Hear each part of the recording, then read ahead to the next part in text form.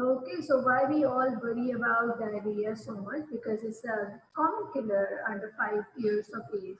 Around 1 in 9 deaths in children under 5 years of age globally is due to diarrhea, which makes it the second most common cause of mortality under 5 years of age.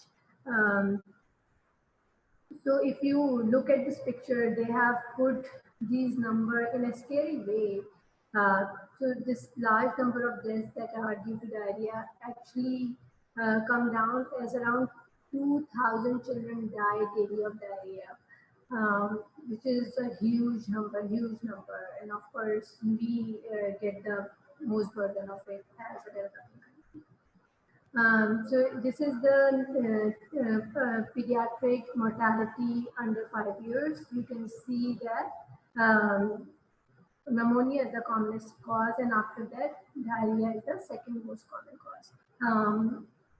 If you put the numbers together, diarrhea kills more children than malaria, AIDS, meningitis, and measles combined. So 11% is a huge number. We do not want to lose so many kids of ours before they turn 5. And here is another way to look at the mortality due to diarrhea globally. And if you look at Pakistan, so we lose around 100 to 500 kids under 5 years of age per million deaths due to diarrhea in Pakistan. Again, it's an unacceptably high number. So what is diarrhea? WHO defines diarrhea as the passage of loose or watery stool occurring 3 or more times in a 24-hour period. But I would say a more practical definition would be any decrease in consistency and increase in frequency than the baseline is considered diarrhea for an individual, because there is a huge variability in the bowel pattern from individual to individual. Diarrhea can be classified as acute diarrhea if it lasts less than 14 days. We call it persistent if it lasts more than 14 days. Anytime you see blood in diarrhea, it's called dysentery or acute bloody diarrhea.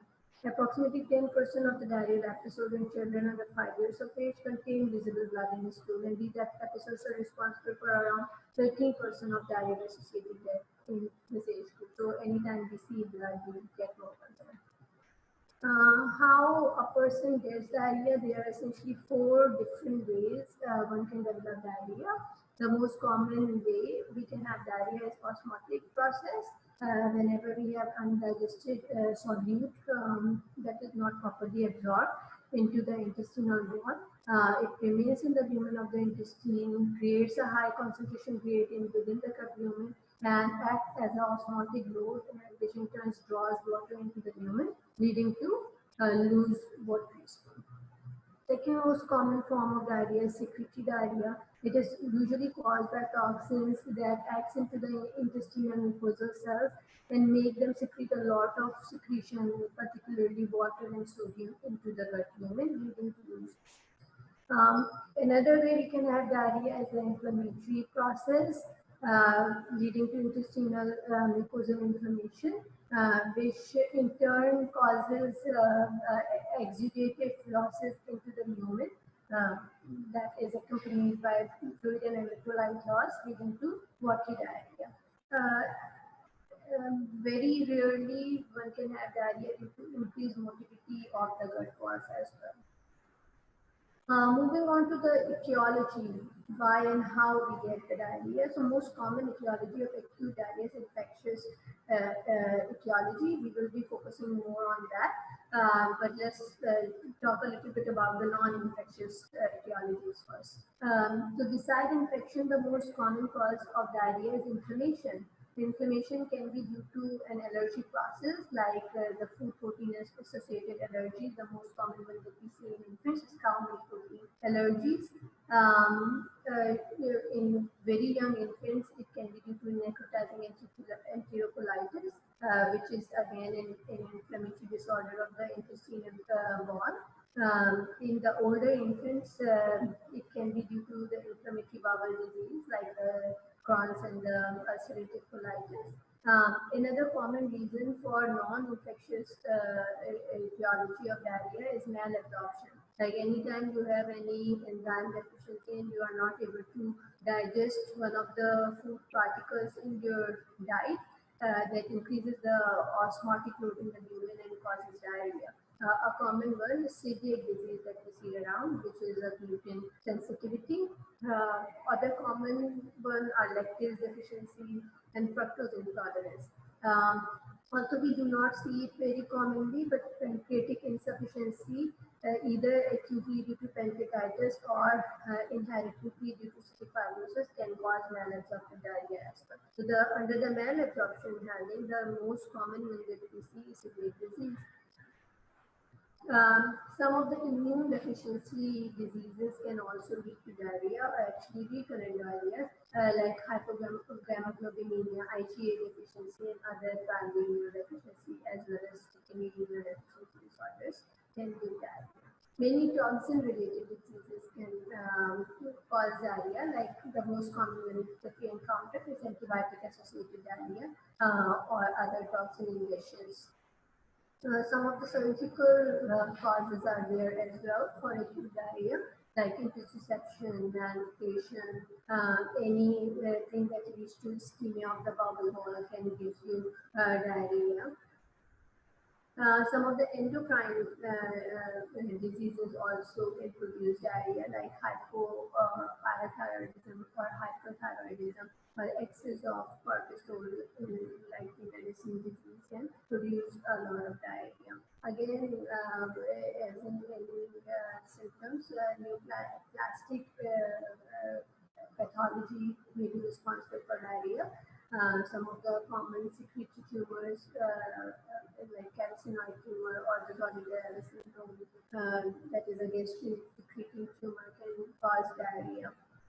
Lymphomas, depending on their location, adenocarcinoma and polyps, can sometimes lead to diarrhea as well. And lastly, psychosocial reasons like the irritable bowel syndrome may have recurrent diarrhea.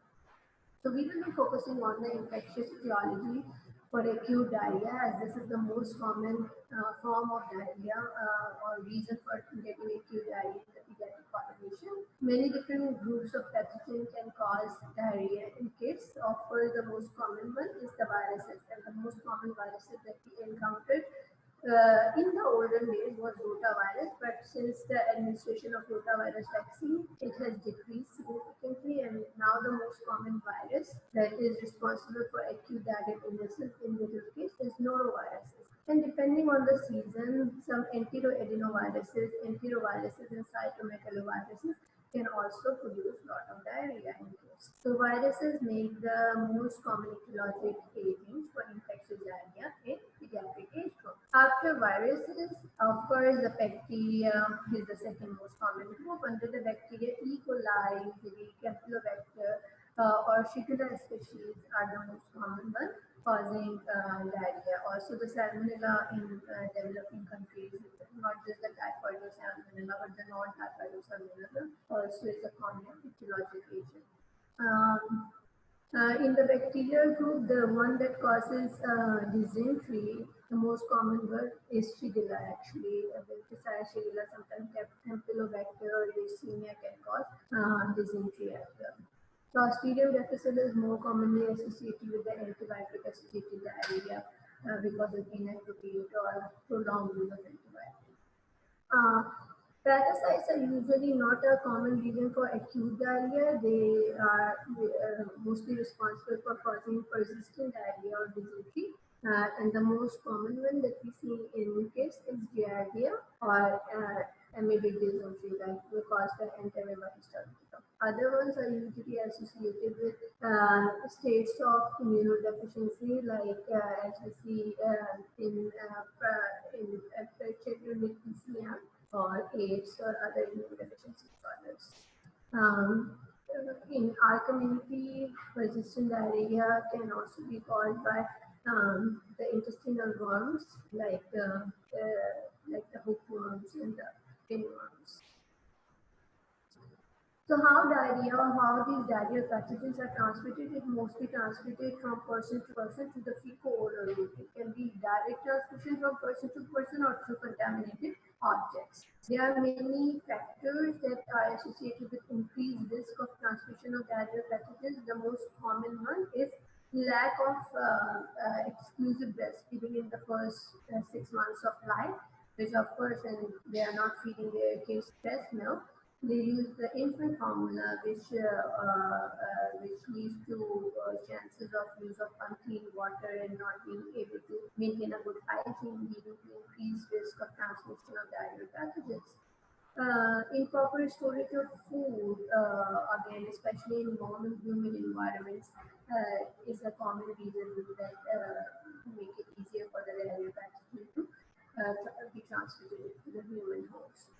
And of course, inability to maintain a good hand hygiene is one of the most common. There are certain other risk factors, environmental and the host risk factors that make you more susceptible to getting diarrheal diseases. And the most common one in the pediatric group, the younger the age, the more you are at risk of getting the disease. Any state that makes you immunodeficient, either due to the PCM state that we most commonly encounter, or any primary immunodeficiency disease, can give you or make you more prone to getting diarrheal diseases. Following measles, because it's an infection that denatures or impairs the mucosa barrier of the intestine, that makes you higher risk of getting diarrheal disease. And again, as I mentioned, PCM or other malnutrition states and lack of exclusive rest. So whenever we have a baby or a kid with diarrhea, of course we want to do a thorough clinical assessment and getting a detailed clinical examination is the key. And based on the detailed history and classification, we want to classify the type of the diarrheal disease, if it is acute or persistent or it is dysentery. And whenever there is diarrhea, we have to have a complete assessment for the hydration status. And of course, we want to look if there is any baseline that is making baseline condition that is making the child prone to getting the diarrhea. So for that, we want to assess them for their nutritional status and any comorbid conditions. Most of the time, in cases of acute diarrhea, we really do not need to get many laboratory investigations done. There are few indications for getting stool microscopy or culture sensitivity. One time that you really would need to get a stool culture is when there is blood in the stool. But if the child has severe systemic symptoms like high-grade fever, or the child presents in septicemia, or if at any time you are uncertain about your diagnosis. Sometimes, especially in cases when there is severe dehydration or shock, or the child needs IV fluid, or the child is severely malnourished, then you, of course, would want to take a look at their serum electrolytes and but most of the time we do not do much investigations. So here comes the IMNCI chart. I know it looks pretty, so I have broken it down for you. So as you know, or you must be aware of the PCM case definitions. At any time we are using PCM, IMNCI charts, they start with doing a little history and then they move on to doing a brief examination or focus examination. So whenever there is a child who has diarrhea, you will ask the parent for how long it has been going on. So you want to know the duration so that you can classify if it is acute diarrhea or persistent diarrhea, and then you will ask if there is blood in the stool or not, so that you may know if it is dysentery or not. Then after that, you will do a focus examination of the child to assess the hydration status. First, we will look at the general condition. If the child looks lethargic or unconscious, if he or she is restless or irritable, or if he or she is active and playful. Then you would look at the eyes, if they look sunken or not, and if they look sunken, if they look too sunken or just a little bit of sunken. Then you will offer the child something to drink and see if they are able to drink or not, if they are drinking it eagerly or if they do not show any interest. And of course, then we would like to take a look at the skin turgor by pinching the skin of the abdomen and let it go and see how, if it goes back quickly, slowly, or very slow. So the cutoff is 2 seconds.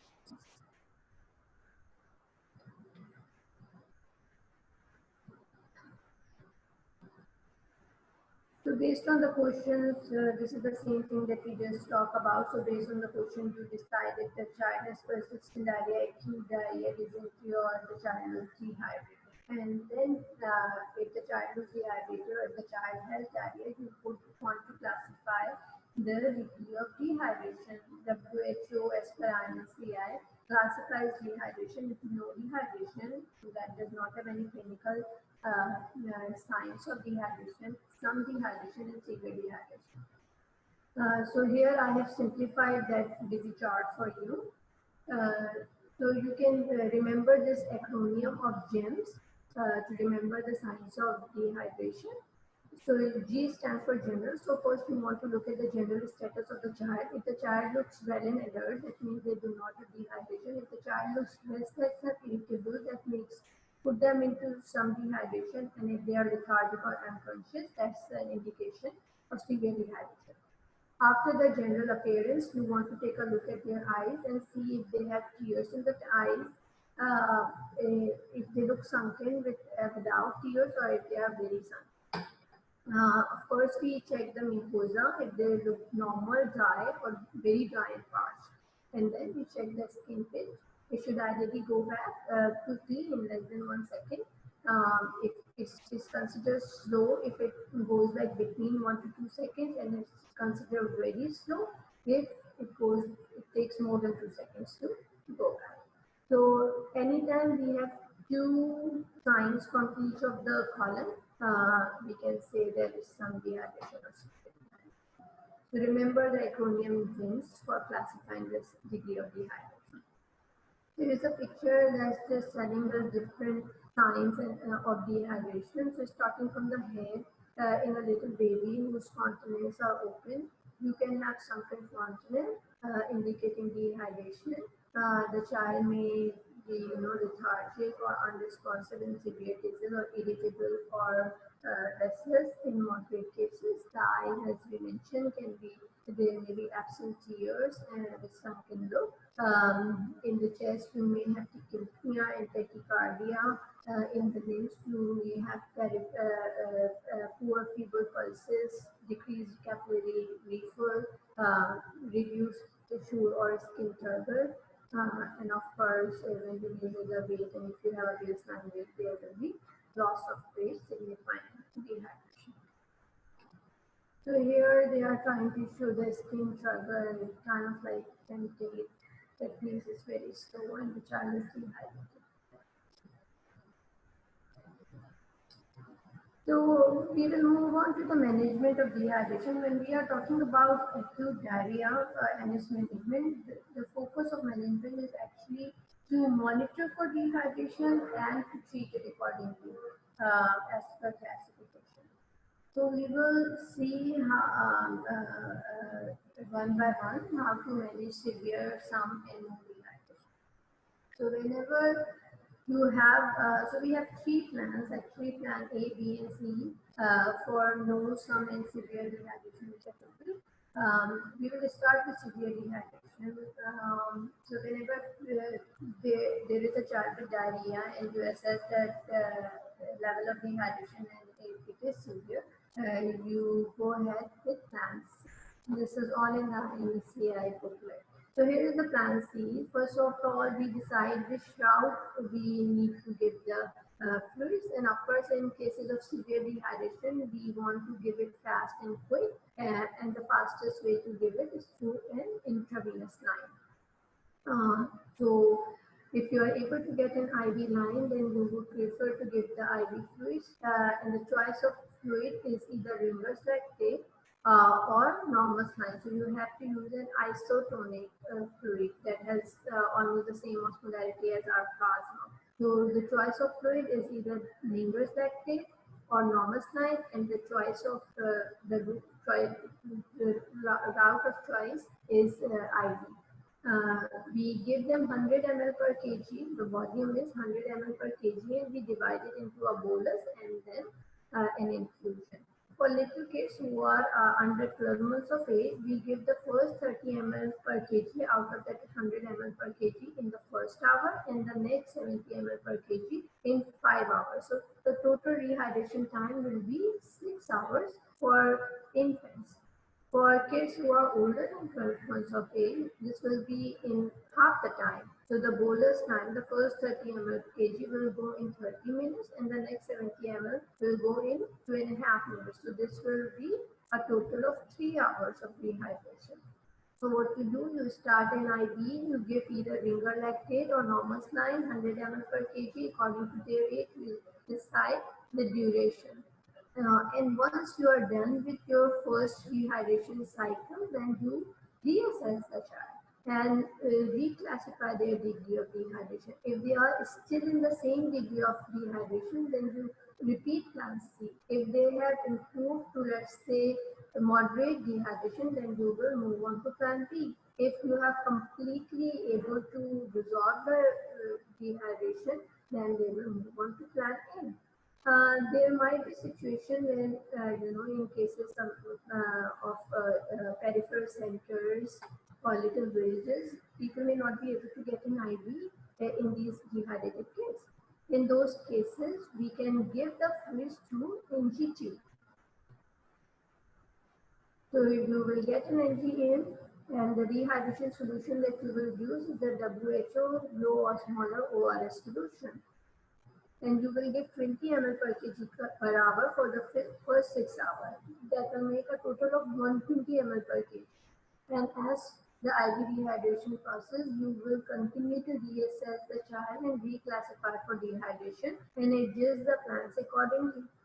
Okay, so the preferred route is IV. The preferred solution is Ringer's lactate or normal saline, and you should know the volume and the number of hours it's administered. If we do not have an IV, or if for some reason we cannot get it in, then we will use the NG tube and use the low osmolar ORS, giving 120 ml per kg over 6 hours. So that was the plan C for severe dehydration. And here is a recap. So first we decide how or which route we want to use. The ideal route is IV.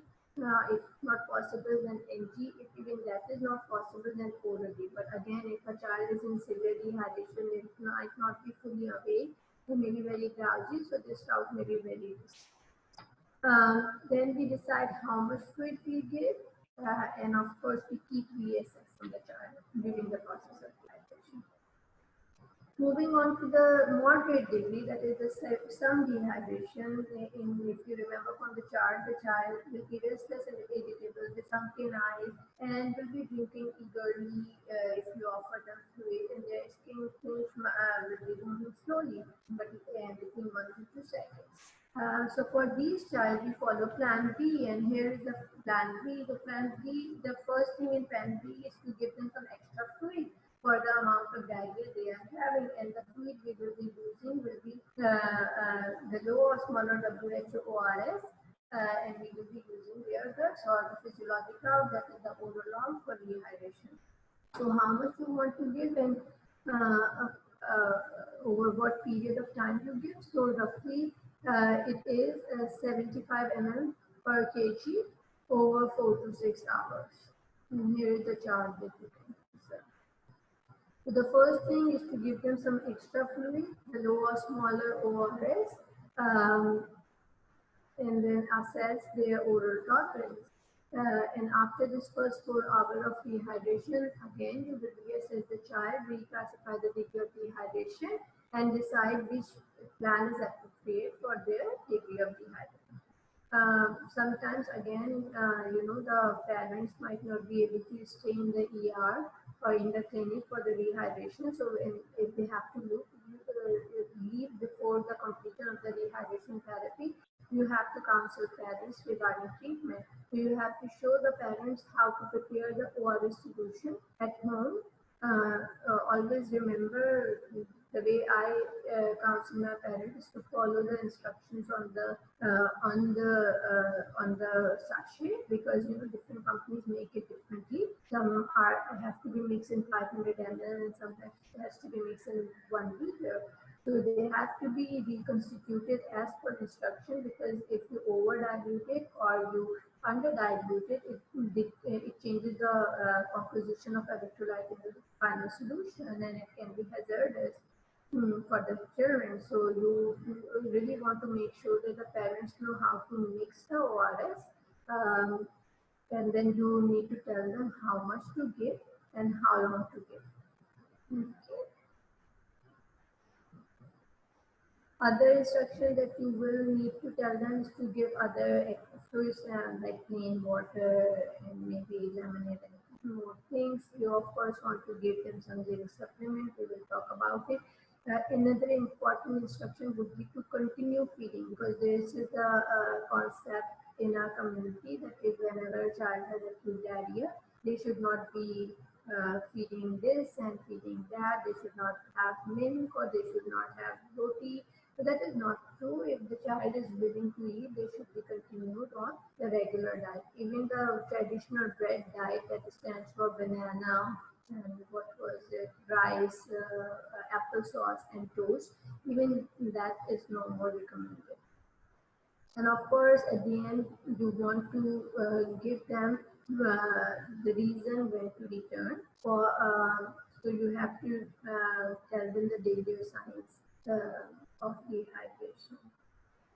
So that was plan B, and here is a recap. So of course, when a child has acute diarrhea and they have moderate dehydration or some dehydration, if the child is breastfeeding, you ask the mother to continue breastfeeding, because that's the best dehydration solution we have. We have to estimate the amount of ORS they use and give it to them in the first hour for rehydration. And of course, as I said, we have to make sure the parents know how to make or mix the ORS solution. And if the child is with us, we will be monitoring the NDSS periodically.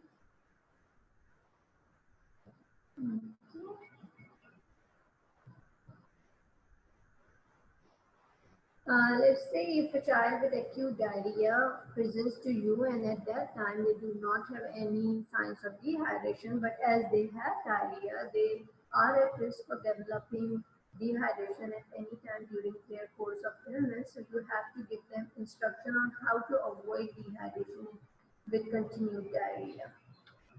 So for that, we have plan A. So the plan A summary is that we ask the parents to give the child some extra fluid. We ask them to give zinc supplement and to continue their routine feeding. If the child is on breastfeeding, continue breastfeeding. If the child is on formula feeding, continue formula feeding. If it's an older child, then they are on routine table food, to continue the routine table. When we tell them to give extra fluid, we need to tell them what kind of fluid. So if it's a smaller baby and the baby is breastfeeding, we just tell the mother to breastfeed the child after each episode of loose stool, so that they can get whatever fluid they have lost in their loose stool from the breastfeeding. If the child is not exclusively breastfed, then we ask them to keep ORS at home and give them extra ORS for each loose stool. So how much to give? For under 2 years of age, you ask them to give 50 to 100 ml for each loose stool. For more than 2 years of age, you ask them to give 100 to 200 ml of ORS for each. Then of course, you tell them to continue the routine feeding, and as we did in plan B, you give them the danger sign and ask them when to return. Sometimes the diarrhea, also this is not the topic for today, but we will touch it briefly from the IMNCI chart. So sometimes the diarrhea lasts beyond 14 days and then we call it persistent diarrhea. Whenever a child comes with persistent diarrhea, again we will assess them for dehydration, treat them accordingly. And then we have to assess them for any baseline illnesses that's making them more prone to getting diarrhea. Maybe to look for PCM and give them some extra dose of vitamin K and ensure that they are taking zinc supplements. If at any time there is blood in diarrhea, then they need to get antibiotics. Also, IMNCI, ciprofloxacin is indicated, but we have hepatitis. And counseling. So we really need to focus on that. That they need to continue the routine feeding, because if we do not continue feeding or if we restrict their feeding during these episodes of diarrhea, it just prolongs their recovery time and make them prone to get another episode. These are charts for diarrhea, counseling. Okay, so if you summarize all of these counseling, there are 4 rules of treating diarrhea at home. So first, we need to teach the parent on how to make ORS and how much to give them. Second, we want to make sure that the child gets the zinc supplement for at least 10 days during these diarrhea illness. Thirdly, we want to make sure that the parents continue the routine feeding regime of the child so that they can recover from the illness sooner. And third, lastly, they should know when to return to the emergency department. So these are the 4 rules of thumb for counseling or treating diarrhea. And here is a brief recap of diarrheal management. So first, the key is to rehydrate, the key is to continue feeding, zinc supplementation, antibiotics only in a specific condition. The one that I have mentioned is blood in diarrhea, and the other one is cholera. Let's say there is an epidemic or an endemic of cholera in a specific area, and we have rice, watery, profuse diarrhea, and we are suspecting cholera. In that case, we need to give the child antibiotics. So anytime if a child with acute diarrhea becomes septic, and of course, whenever a child comes with diarrhea, we have to assess their nutritional status and make sure we consider micronutrient deficiency as well. So antibiotics, as I mentioned, there are only few indications: dysentery, cholera. In cases of persistent diarrhea, we have to get us to CS and see if they need antibiotic or not.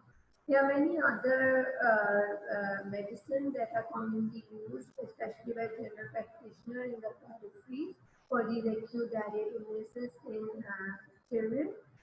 The most commonly used are anti-motility agents like loperamide. These are anti-parasympathetic agents. They reduce the motility of the gut, and they are absolutely contraindicated in these acute diarrheal episodes. Similarly, anti-secretory agent that decreases the secretion of fluid and electrolyte from the mucosal cells into the lumen. They they are sometimes recommended, but again there is not enough evidence for their safety until this time. So this may be a promising category of drugs to be used in diarrhea, but up till this time we do not have enough evidence to make the recommendation confident.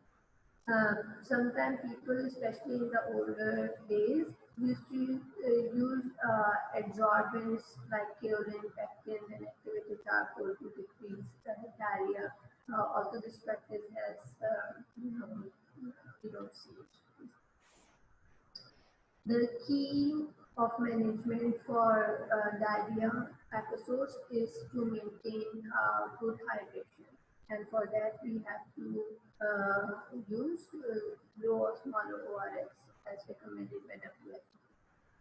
Compared to the original, uh, of course, if we use it properly, it decreases the need for IV fluids. It also decreases by maintaining the electrolyte balance of plasma and decreases the incidence of vomiting and ultimately will reduce the stool output as well. So here is the composition which I would expect all of you to remember for low or smaller ORS. Compared to the original, the traditional standard WHO ORS, the low or smaller ORS has less sodium and less sugar in it. And its osmolarity is closer to the plasma now. So it is 75 millimole per liter of sodium and 75 millimole per liters of glucose. Potassium is 20. So I would recommend you all to know this composition of low or smaller ORS. We do have other solutions like the Pedialyte, and that is even lower sodium concentration. Those have 45 to 50 millimoles. So for younger kids, we prefer those. There are ways, again, we may be seeing kids from different localities and different communities. Let's say if the sachet or the commercially made ORS is not available, it can be made at home using clean boiled water. You take 1 liter of water and you will have to add 8 level teaspoon of table sugar and 1 level teaspoon of salt. So this will give you roughly the same electrolyte composition as of the low osmolar ORS. So this is again something useful to remember. And another thing that I would like to mention that very commonly people use juices, those carbonated drinks, the soft drinks, and lassi and rice water for in place of ORS for rehydration. But we know that these fluids do not provide adequate electrolytes and should not be used as a rehydration solution in case of acute diarrhea. And zinc, I have mentioned previously in Plan B and Plan A that we, if any time that a kid comes to us with acute diarrhea, we give them zinc supplementation for 10 to 14 days because it has been proven that zinc, as you all know, is a very strong antioxidant and it helps to cure the mucosal injury. So it helps in rehabilitation of the mucosal lining of the skin and thereby shortens the duration of the acute diarrhea and decreases the severity as well. And not only it helps in that a particular acute illness, but also prevent future illnesses in the following 2 to 6 months. Another drug that has been used or is used widely in cases of acute diarrhea is the functional food of probiotics. Again, there is not much harm in using that. That there is no proven efficacy as well, but yes, it can be used. The best way is to prevent the disease, so better to prevent diarrhea than to have to treat it. So of course, if you remember the risk factors for transmission of diarrheal pathogens, so we have to address those risk factors to prevent diarrheal diseases in kids.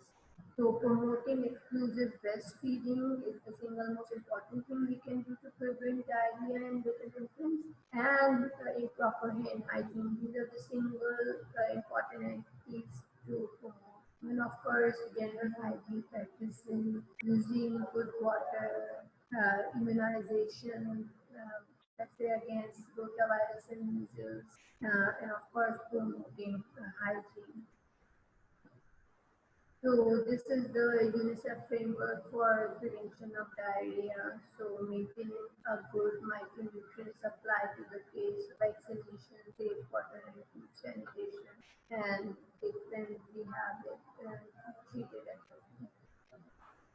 So protection is the key. So giving them, adequate feeding and including breastfeeding. Please remember, it's the second most common killer of kids under 5 years of age.